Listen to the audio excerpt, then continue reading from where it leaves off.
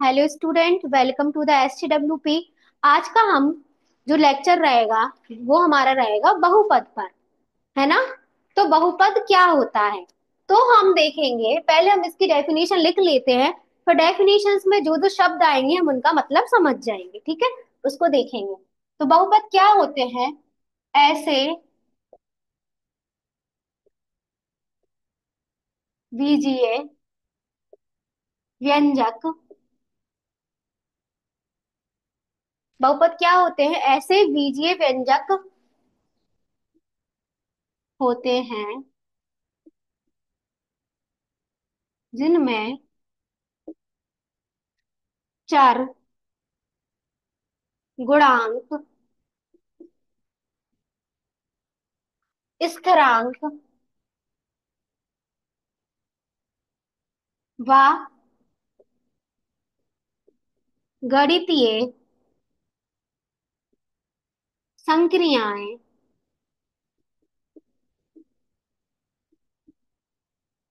शामिल होती हैं। क्या लिखा? बहुपद ऐसे बीजीय व्यंजक होते हैं जिनमें चर, गुणांक, स्थिरांक व गणितीय संक्रियाएं शामिल होती हैं। एग्जाम्पल, उदाहरण लेते हैं हम। सपोज ये लिखा 3x² प्लस 2x+1। ठीक है। यहाँ पे जो x² और x है ये क्या होते हैं? चर। क्या होते हैं? चर। चर क्या होते हैं?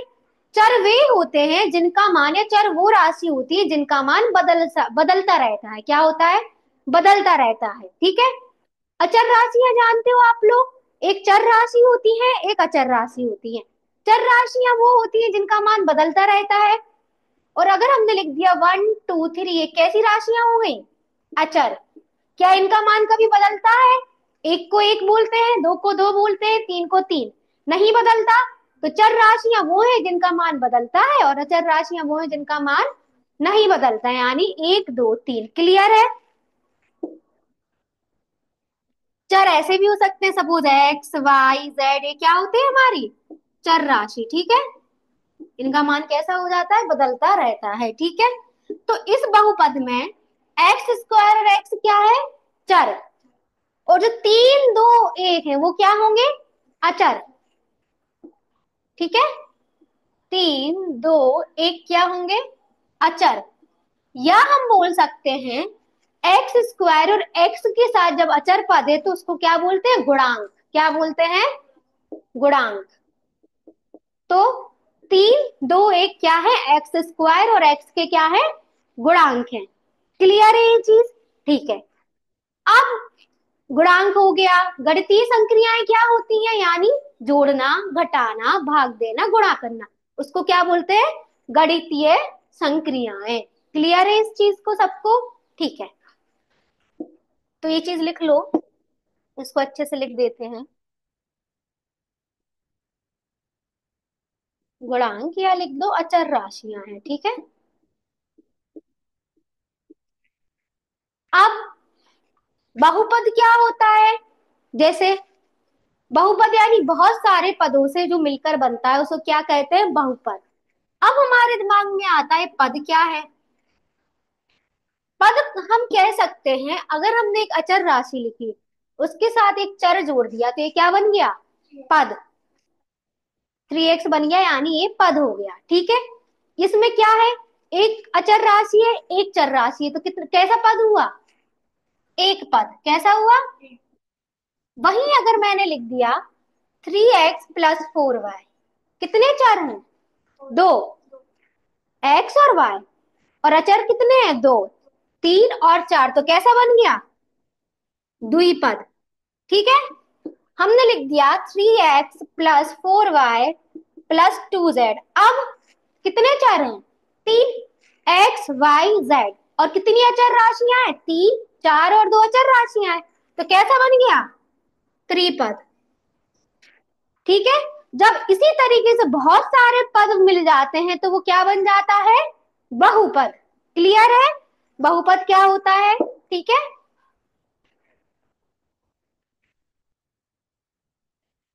रिकॉर्डिंग।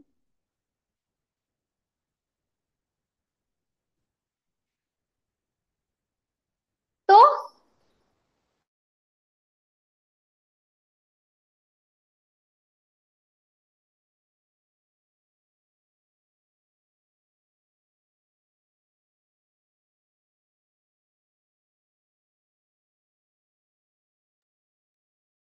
ठीक है, तो हमने क्या देख लिया, एक पद, दो पद, त्रिपद हमने देख लिए किस तरीके से, और बहुपद यानी बहुत सारे पदों से मिलकर बना क्या कहलाता है, बहुपद।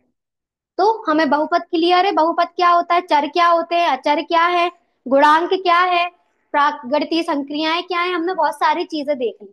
अब हमारे पास आता है बहुपद की घात। हेडिंग डालेंगे बहुपद की घात।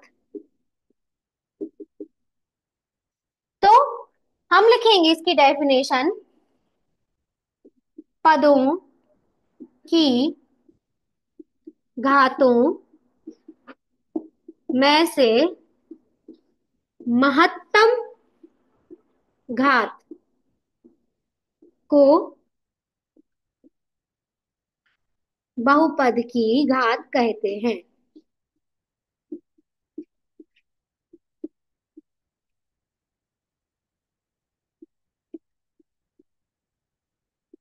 क्या, पदों की घातों में से महत्तम यानी सबसे बड़ी घात को बहुपद की घात कहते हैं। उदाहरण कैसे बताएंगे, सपोज हमें दिया x³ +3x² +1, ये हमें कोई बहुपद दे दिया। अब इसमें पूछ लिया बहुपद की घात बताइए।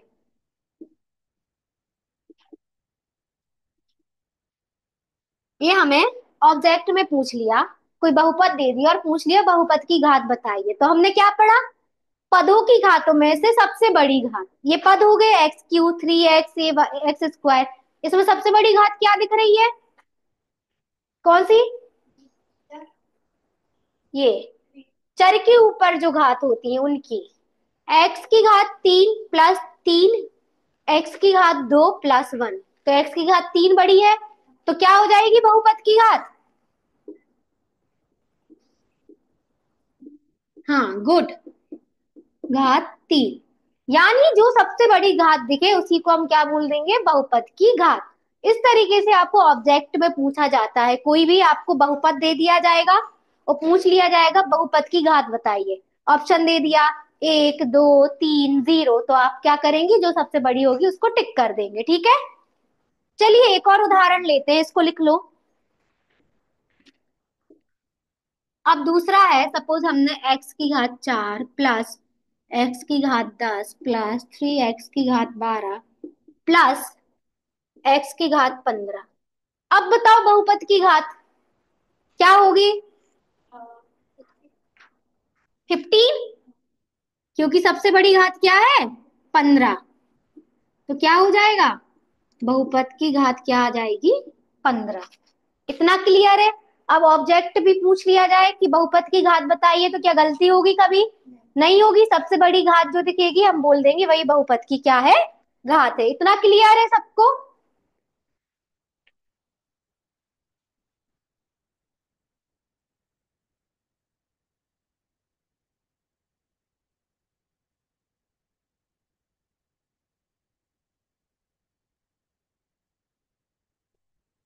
अब अब हम देखेंगे, हेडिंग डालेंगे बहुपद की घात के आधार पर बहुपद के प्रकार।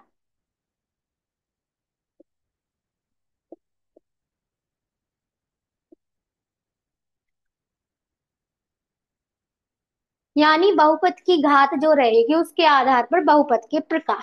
पहला होता है एक घाती बहुपद।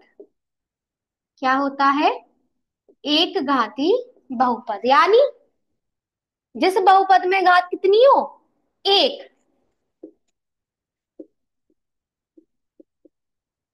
जिस बहुपद की घात एक होती है उसे क्या कहते हैं? एक घाती बहुपद। कैसे? उदाहरण, 2x+1। एक्स की घात कितनी है? एक ही है। जब कुछ नहीं तो क्या है, एक। तो कैसा हो गया ये? एक घाती बहुपद। ठीक है। दूसरा आता है द्विघाती बहुपद।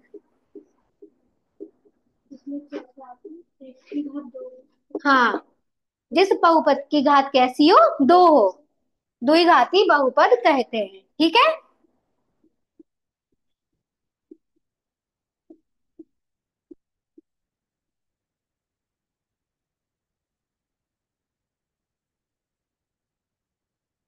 जिस बहुपद की घात दो होती है उसे द्विघाती।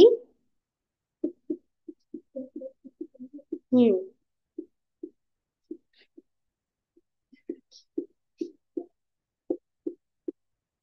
उदाहरण, हाँ, वो भी लिख सकते हैं। और अगर इस तरीके से लिखना चाहो तो कोई भी, 3x² + 2x+1। क्योंकि इसमें घात कितनी है? दो। तो ये कैसा हो गया? द्विघाती। अब थर्ड आएगा त्रिघाती। यानी जिस बहुपद की घात कितनी हो? तीन हो।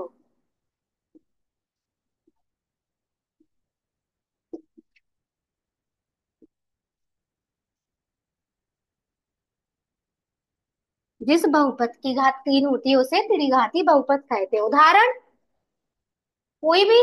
अब तीन घात का ले लो। 3x³ ले लिया, +2x, +2x² + 2x+1। घात सबसे बड़ी क्या है? तीन। तो कैसा हो गया? त्रिघाती। इससे ज्यादा वाली घात के हमारे सिलेबस में दिए भी नहीं गए हैं।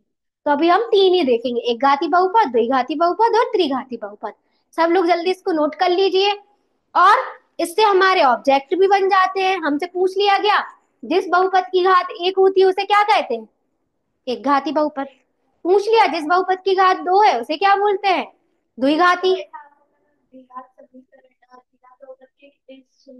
हाँ, वो भी मैं बता रही हूँ।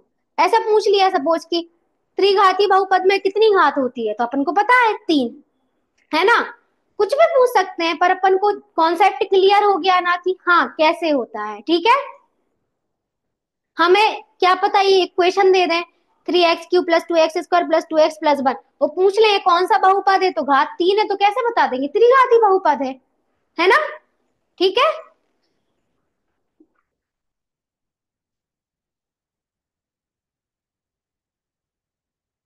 अब हम वो शून्यक पे अभी आ रहे हैं, है ना?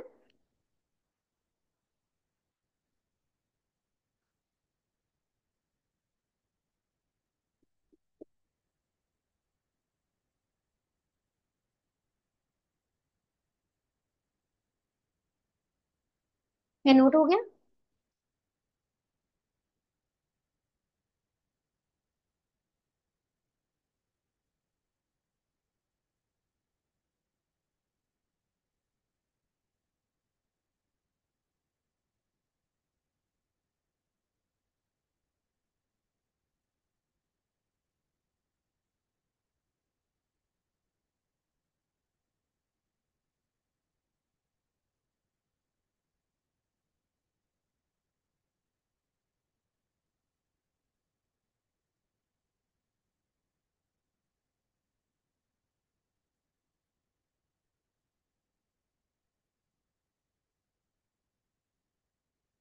अब शून्यक।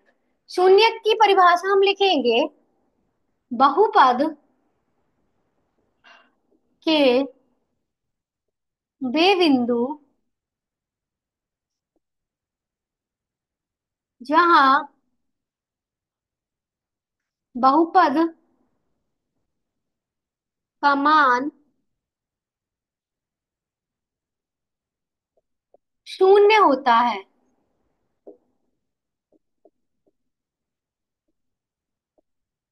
अर्थात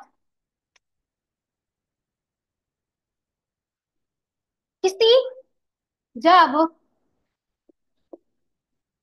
किसी चर का मान बहुपद में रखने पर बहुपद कैसा हो जाए, शून्य हो जाए।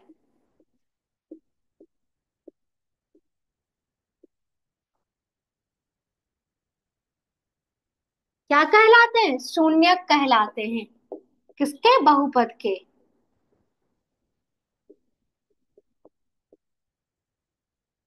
क्या लिखा हमने, बहुपद के वे बिंदु जहां बहुपद का मान शून्य होता है, अर्थात जब किसी चर का मान बहुपद में रखेंगे तो वो बहुपद कैसा हो जाएगा, शून्य।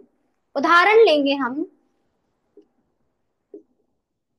Suppose x square minus 2x plus 1। ठीक है, इस तरीके से हम अपने बहुपद को प्रदर्शित करते हैं, F of x equal to x square minus 2x plus 1, है ना। हमने लिखा माना कि एक क्या है, शून्यक है। हमने मान लिया के क्या है, एक शून्यक है। यानी के शून्यक है, क्या बोलेंगे, चर का मान है वो। तो हम क्या लिखेंगे, एक्स की जगह क्या लिखेंगे, के। एफ ऑफ के इक्वल्स टू क्या हो जाएगा, के स्क्वायर माइनस 2k प्लस 1। ये कैसा हो जाएगा, जीरो हो जाएगा, तो वो क्या हो जाएगा हमारा, शून्य। चलो हमें के नहीं लेना, हमने लिख लिया एक। एक कोई हमारा शून्यक है, एक यानी एक्स की जगह एक रखेंगे, तो एफ ऑफ 1 इक्वल टू एक का square minus 2 into 1 plus 1। 1 minus 2 plus 1, 1 और 1 मिलकर 2 माइनस 2 क्या मिल गया, जीरो। यानी ये क्या है हमारा, शून्यक है। यानी क्योंकि उसका मान रखने पर हमारा बहुपद कैसा हो गया, शून्य हो गया। एक क्या था, चर का मान था, एक्स की जगह पे हमने क्या रखा था, एक रखा था। यानी चर का वह मान जिसे बहुपद में रखने पर बहुपद कैसा हो जाए, शून्य हो जाए, वो क्या कहलाता है, शून्यक। क्लियर है शून्यक का। ओके, टाइम हो गया। ठीक है, ठीक है। चलिए, तो आज के लिए इतना ही, है ना। अब हम अपने नेक्स्ट लेक्चर के साथ मिलेंगे।